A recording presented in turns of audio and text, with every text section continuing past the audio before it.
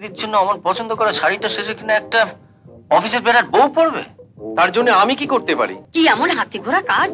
কয়লা ভাঙা, বাসন মাজা, ঘর চাক দেওয়া, ঘর মোছা ও আমি একাই করতে পারবো। এখনো হাতে জোর আছে। তোমার অফিসে যাবো কেন? কিন্তু মা, অবাকে যে মামার অফিসে যাবে, ওর তো কোনো ভালো শাড়িও নেই। তর্ক করো না, তর্ক করো না চয়ন। তোমার মায়ের মাথায় যথেষ্ট বুদ্ধি আছে। শাড়ি? হ্যাঁ, আমাদের অফিসে একজন ভদ্রমহিলা শাড়ি বিক্রি করতে আসেন।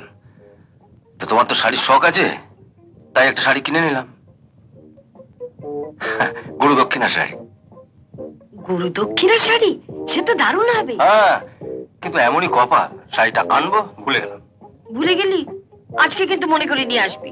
আমিও তো তাই ভেবেছিলাম, কিন্তু আমার যে আবার একটা অফিসের কাছে বাইরে যেতে হচ্ছে। আজই বাইরে যেতে হবে? তাহলে কি হবে? আমার চেম্বার আর অফিসের বেড়াগুলো ঘন ঘন ঢোকে। হ্যাঁ? হ্যাঁ গো, ওদের মধ্যে আবার কেউ না ছেড়ে না। ওই তো চয়ন এসে গেছে। ভালোই হলো দিদি, ওই বরং গিয়ে নিয়ে আসুক। কি নিয়ে আসবো? বাবা, বাবা আমার জন্য একটা কাজ করে দিবি? মানে তোর মামা আমার জন্য একটা শাড়ি কিনেছে।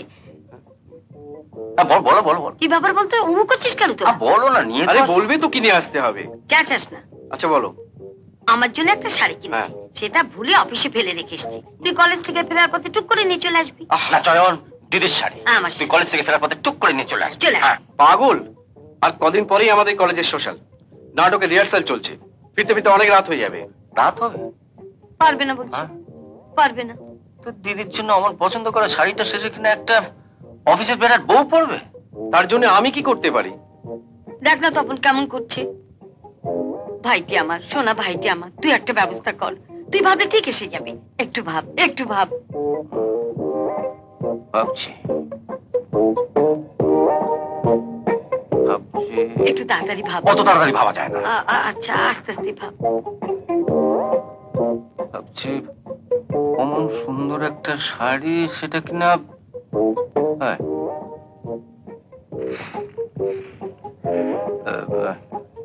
আচ্ছা একটা কাজ করলে হয় না দিদি, যদি অভাগীকে পাঠানো যায়? অভাগী? পারবে না, ছেড়ে দাও। পারবে, পারবে, পারবে। পারবে? হ্যাঁ পারবে, পারবে? হ্যাঁ পারবে। তাহলে তুমি একটা কাজ করো, অভাগীকে 3টের সময় আমরা অফিসে পাঠিয়ে দেবো। আচ্ছা। তোমার অফিসে যাবো কেন? দিদির একটা শাড়ি আনতে। আমার একটা শাড়ি আনতে। আমি তোমার অফিস চিনবো কি করে? চিনবি, চিনবি। আমার ভাই তোকে সব বুঝিয়ে দেবে। হ্যাঁ, আমি সব বুঝিয়ে দেবো, মানে কি করতে হবে। পারবে? পারবে, পারবে, পারবে। পারবে? ওকে জিজ্ঞেস করছিস কেন? আমি বলছি পারবে। আচ্ছা আচ্ছা, আমি সব বুঝিয়ে দেবো কি করতে হবে, মানে কিভাবে যেতে ও হবে। সব বুঝিয়ে দেবে। হ্যাঁ? কিন্তু বিকেলে যে আমার কত কাজ থাকে। আমি করব।